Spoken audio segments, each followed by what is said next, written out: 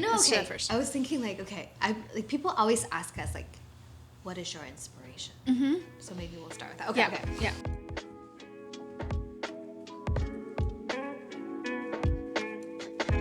Hello, welcome back. I love that. Welcome to the BFF podcast, Best Foot Yes. Forward. I'm Ann Duskus. I am a footwear designer and consultant based in San Francisco. And it's me, Vic from Cestlavic. Welcome back. Welcome back. I wanted to talk about this question that we get a lot. We get asked this question all the time. ton. What is your inspiration? Where do you find your inspiration? Where does it come from? Yeah. How do you get inspired? Like so many ways that people ask this question, but it's the same thing. Like, how do you come up with these ideas? Such a loaded question. And oftentimes I honestly don't really know how to answer that question because oftentimes it's always like on the spot, like out of nowhere when I'm not thinking about it. And I'm like, It makes you question yourself a little bit. Right. It's like I should have this answer down by now because I do it so much. But then I think it's also because we do it so much, at least I can speak for myself, it's because I do it so much that I'm sort of on autopilot. I don't think about it anymore because I feel like I'm constantly looking for inspiration. So I don't know. And like you have that past experience of like having to do it on the job. That was part of your job, to be inspired and then to directly put your inspiration on paper. Like it's a very like technical thing for you now. Yeah. Right. And how does that look different from what you're doing now, where it's like you get to do, now you have no restrictions, you get to do whatever you want, right? Yeah. You're not bound by your company and like your briefs from your clients, and for example. So how does that look like for you? So, okay, so maybe I'll start by talking about how, I guess like essentially it's sort of like a creative process for us, right? Because like how do you find inspiration? Where do you find inspiration, and how do you translate your inspiration into a concept and a design to an end product? So when I was working as a professional footwear designer, I was, so every season, like we'll get a design brief from our merchandisers. And typically we'll have like, depending on, the categories that you're designing for, you'll get different buckets of like, we want, something that's influenced by this style, and we want something that's more like maybe bohemian, something, so we have different buckets. And then, but in the end, those all needs to sort of link back to the aesthetic of our end consumer. Like that's brand right. So it's not just like, bohemian, but it's not the same bohemian as like something you would find like at Anthropology, right? So it's like, how do we translate sort of this inspiration, this trend into a style that makes sense to our consumer? And so generally, like when I was working in that context, I would take the brief that's given to me. So like I sort of treat the brief as like a guardrail, right? Like these are the guardrails that are set for me, and then I can sort of go wild within these guardrails, which sounds kind of crazy. But and so and I think this goes for the last 3 corporate gigs that I've had, typically, and it's so strange now. Not that I think about it, because I feel like, why do every big corporate company operate this way? Is because now, like, if I'm stepping back and looking at it, like,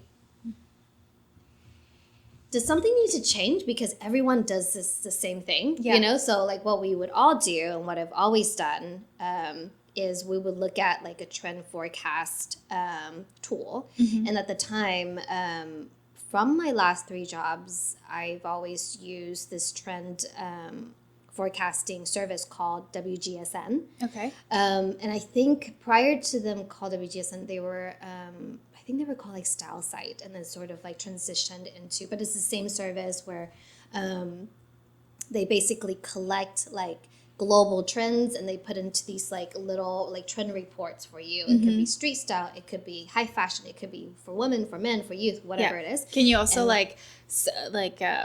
filter it down by where you are geographically too? Totally. Do you look at that too? Yeah, okay, totally. Cool. And so we will look at that. And again, like this is how, each designer who are looking at these trend forecasts it almost, I think it takes a trained person, and maybe this just kind of accumulates over time, where we can sort of pick and choose what makes sense in this particular trend report that's going to be trending in the next like 12 years from now or 18 months from now, because for footwear, usually we're designing like 18 to 24 months out. And so, but then oftentimes it's like, it's going to change, you know? But then we're like, how do we adapt, you know, but make it general enough to where like it's still on trend, but like we can still kind of flip flop sort of thing.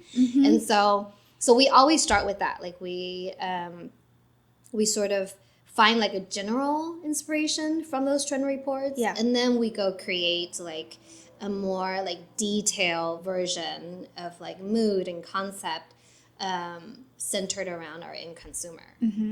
And that's how I've always worked, like as a professional designer in terms of like looking for inspiration. But then on top of that, like every season, and this is true to the 3 previous corporate gigs that I've worked at, designers and the design team will go on inspiration trips. And oh, that's so cool. Yeah, so inspiration trips typically like we'll go to a place that's closer to our consumer, right? So like my previous job, I was designing cowboy boots. So we'll take inspiration trips to like Texas, you know, all over Texas, San Antonio, Fort Worth. And then we'll go to rodeos, you know, because like we also want to see what our live consumers are wearing and what they're liking at the time. And then we also like went to Nashville, you know, where there's a lot of music scene, you know, we look at the music fashion, you know, in that context. This makes me feel like our inspiration trip was SneakerCon, and that was a total fail. It's interesting though, because, and that's why like, you remember like I was taking photos of what people are wearing. Yes. Because literally that's what we would do. Like, we would go around and we would see like what people are actually wearing versus what's being sold in the stores. Right. Because often what you think should sell in the store are not selling. Right. And then it's really what people are wearing in a collective group that helps you sort of digest like, okay, this is what people actually like, are into at the moment.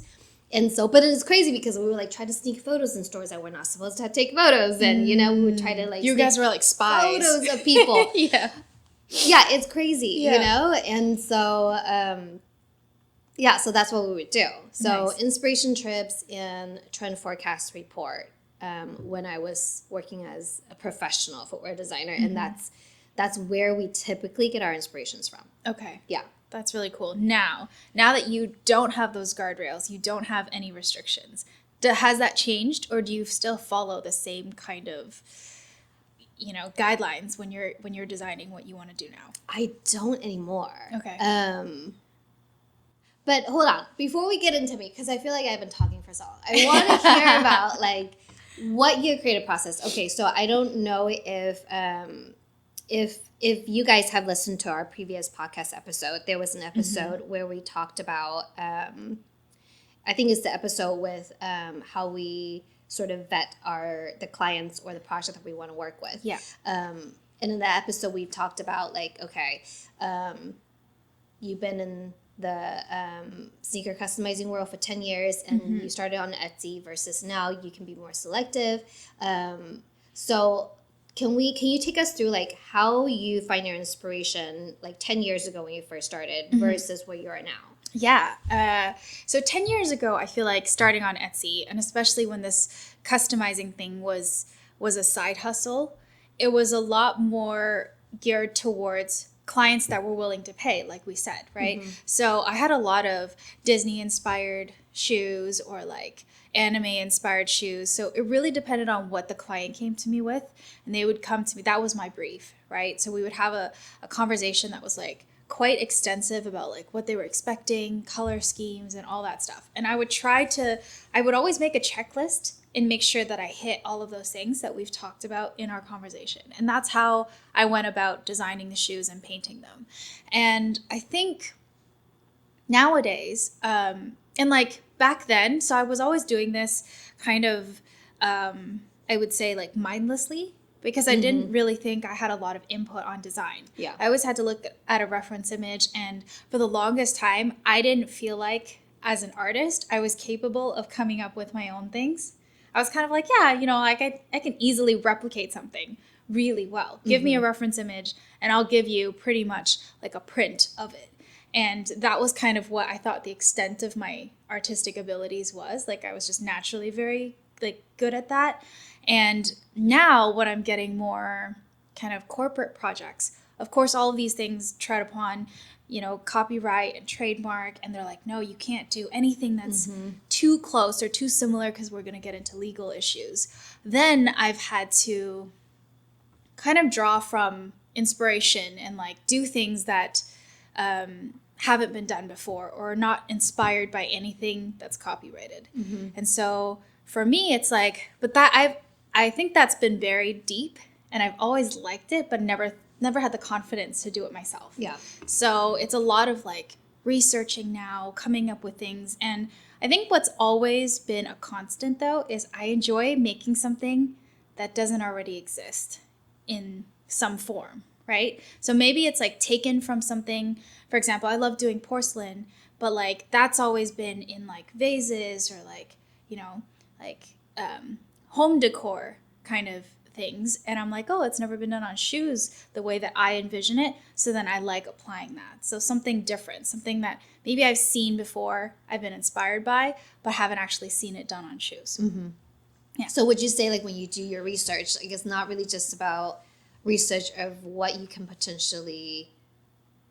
you like to do, but also research on what other people haven't done before? Yeah. Exactly. Like what has already been done. Yeah. And then if that's been done, I'll be like, oh no, that's not for me. I want to do something different. Yeah. So it's always like anytime I get a brief of any sort, I'll be like, oh, let's Google what's been done. And it's such an easy way to go and search for things like, oh, this on shoes, for example, like, I don't know, like flowers, floral on shoes, right? And you see what has already been done. And then you're like, okay, well, I don't want to just copy somebody else's work. Yeah. Find a different way where it hasn't been incorporated. Or if I already have like my own idea, I'll go and cross-check to make sure people haven't done it before.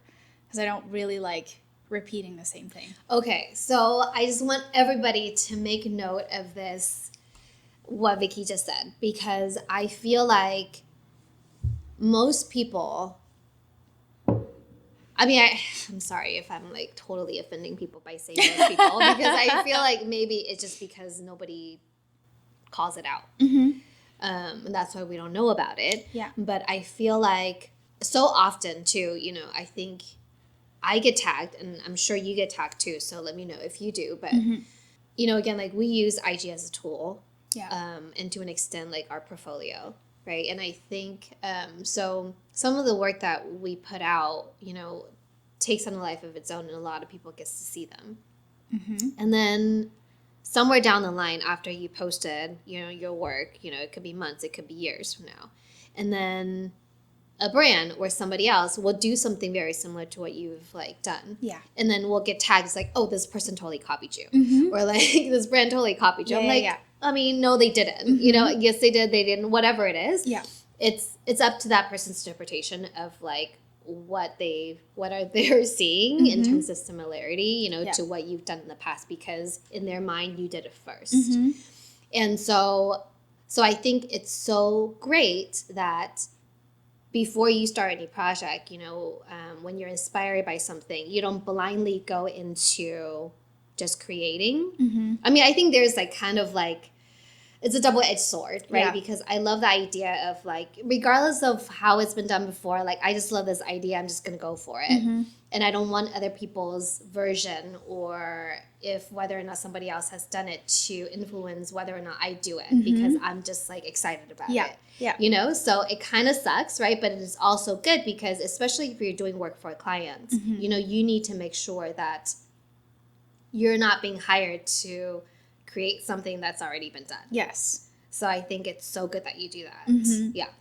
And it's like, I feel like I'm a victim to looking at things online and then getting inspired by it and wanting to do it, and sometimes getting too close. right? Because you're like, oh, I have this idea. And then you kind of have tunnel vision. You're like, I just want to go down this route. So sometimes I like staying willfully ignorant about what's going on, because I feel like then my ideas are inspired by my environment versus what's going on in the industry already, you know? And then you're kind of like just going with the flow of things. Whereas like, I'm like, I don't really care what's going on, what the latest trends are.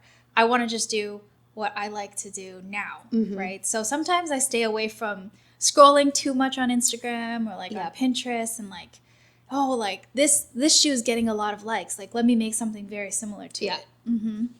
So is it safe to say that you don't look for inspiration too much on Instagram? In terms of, like, if you're designing shoes, you don't look at shoes, or do you, like... Kind of, which makes me very out of the loop. Like we say, I'm not much of like a hype follower, or like I don't know what's going on because I don't search for those things. Yeah. Right? Like what I actually like on Instagram has nothing to do with shoes. Yeah. Which is why I'm kind of like, oh yeah, I'm a sneaker artist, but I don't know if I'm like a sneaker head or, you know, very much like deep in that community. Yep.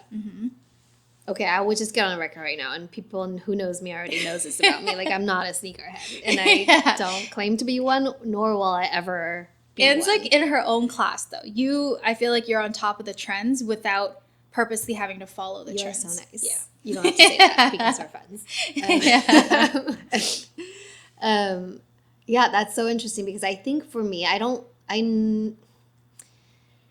and I think this was like an advice one of like my mentor gave me, like while I was like working as a designer, is don't look for inspiration within the same product category that you're designing for. So if I'm designing footwear, like I almost never look at footwear, because again, it's one of those things where it's like, if I look at footwear, then I'm gonna look at it from a lens that look at stuff that's already been done. Right. You know, and it's hard to, and again, it's good to be aware of what's out there. But then it's, once you see so much, it's hard to unsee it. Yes, you know, and then it's for, like, you have to be such a self-aware designer to be able to separate, you know, what you've seen versus what you're translating the trend into your design. And sometimes I feel like I have a good handle on it. Sometimes I don't. And so that's why, like, I no longer, like, I typically don't look at shoes when I'm designing shoes. Like, I look for inspiration, like, outside of the footwear category. Like, I love looking at apparel and clothing and accessories, like handbags, you know, or, like, small leather goods, because oftentimes they'll have, like, very intricate details that I can actually pull into footwear design. And I love that, you know? So... And I just find more inspiration outside of footwear, in my opinion.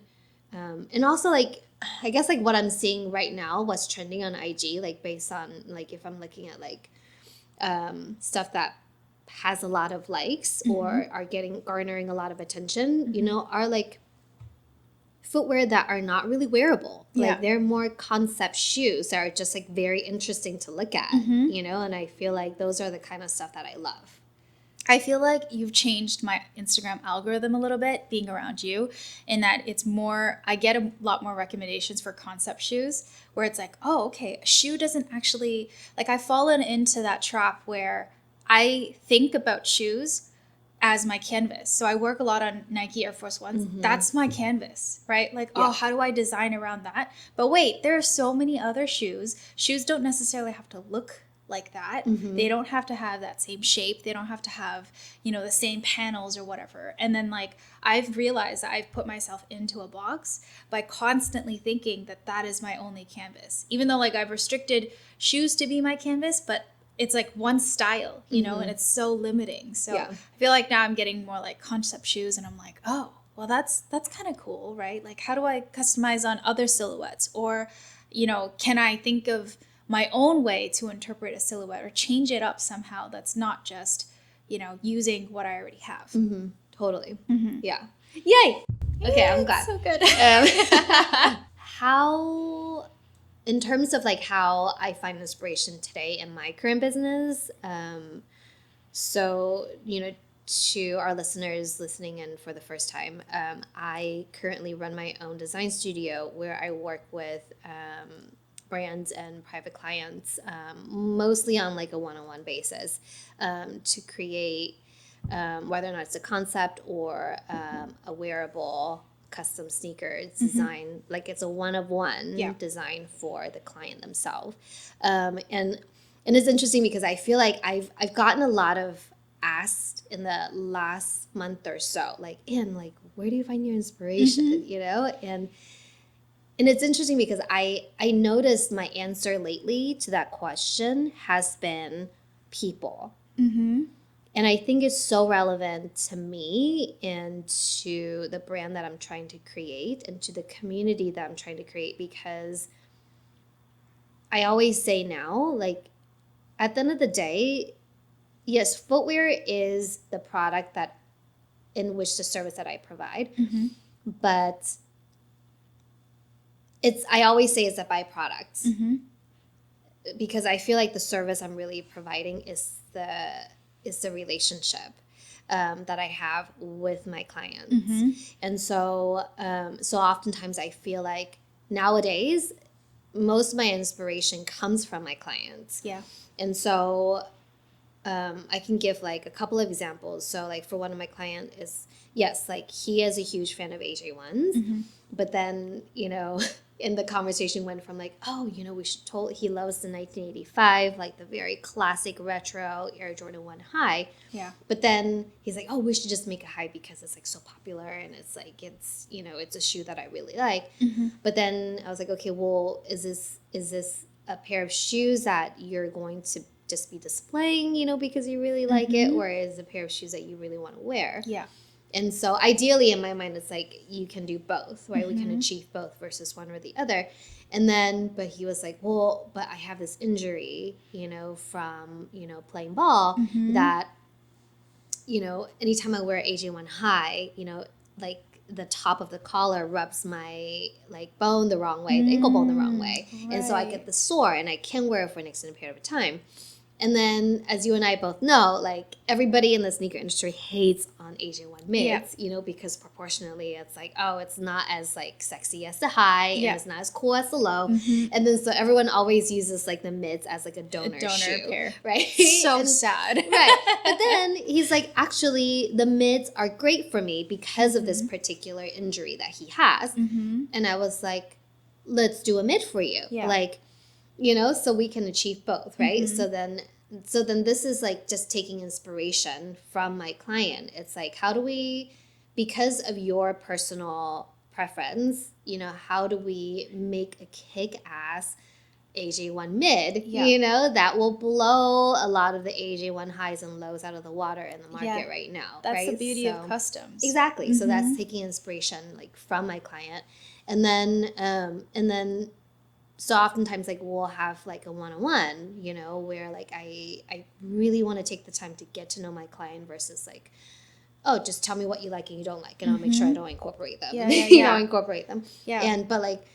And maybe it's a little exhausting, and maybe this is why, like, okay, don't come to me if you're not willing to share with me your life stories, you know, because I want to know, because those are important to me in terms of how I can pull details from your life that can be incorporated into your shoes. Yeah. And so I have another client who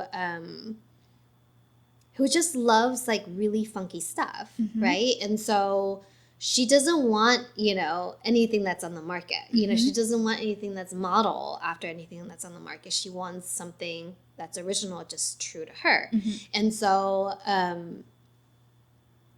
like we would meet and we would talk about details that she likes and dislikes, and we would go so far as to like create a Pinterest board, you know, so like we can share ideas openly, and then we would talk about like very specific details,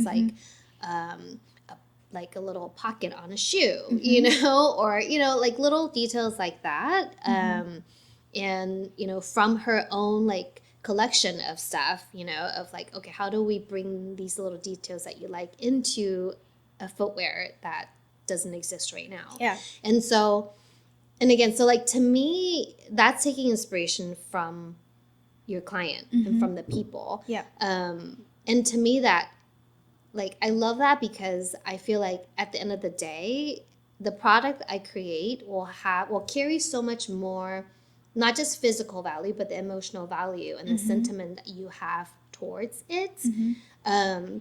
Especially if you're spending so much money on a custom pair of shoes, like, it shouldn't just be a custom pair of shoes. You know, it should be something more meaningful.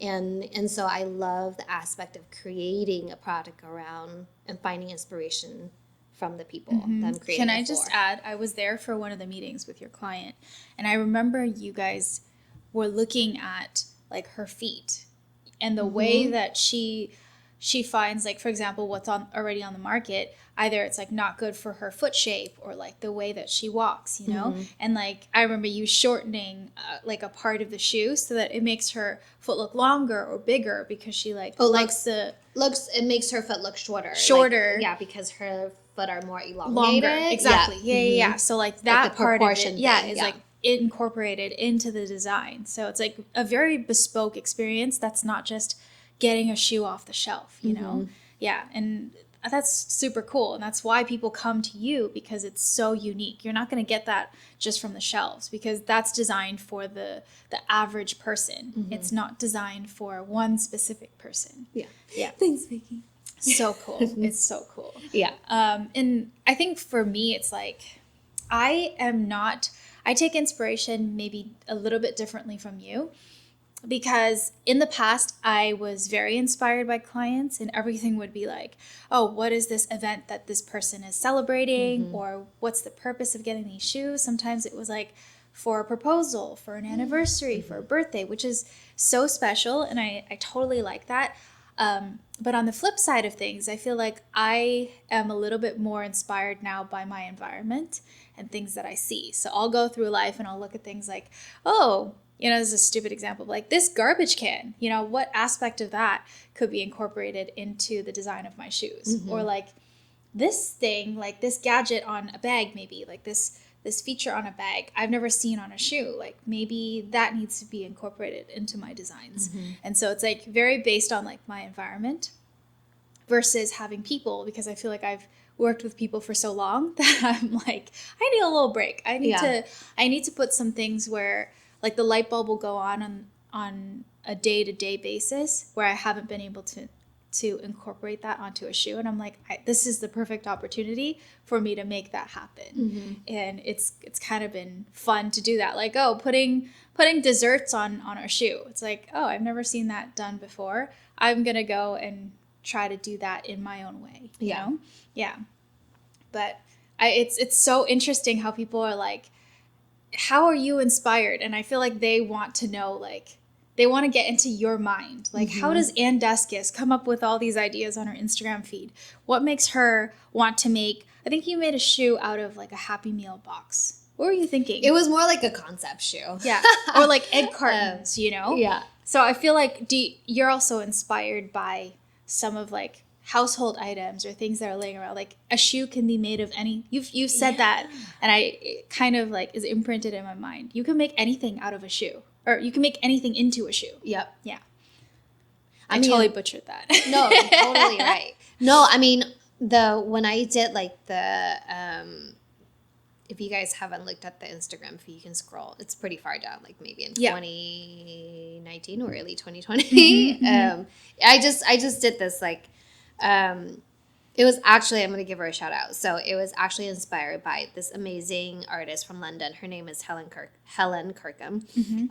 And she is sort of I would say she's the woman that like, kind of like you're the person that started Swish Sunday. She's the person that started, this thing, I think hashtag like footwear sculpture or something, shoe sculpture, something like that.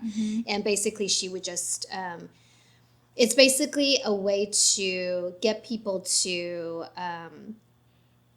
just work on something really quickly without a big commitment, right? So like things that you already have in your household, right? Yeah. So like it could be your Amazon delivery package. It could be just trash, a carton, you know, whatever you had in your house, and just like some masking tape, right? And basically like we all know what a basic shoe look like. Yeah. And it's meant to encourage like footwear designers. I think this was like her goal, to just explore shapes and silhouettes, you know, without limiting yourself to what's already existing out there. And you can do that very easily with just like random stuff you have laying around.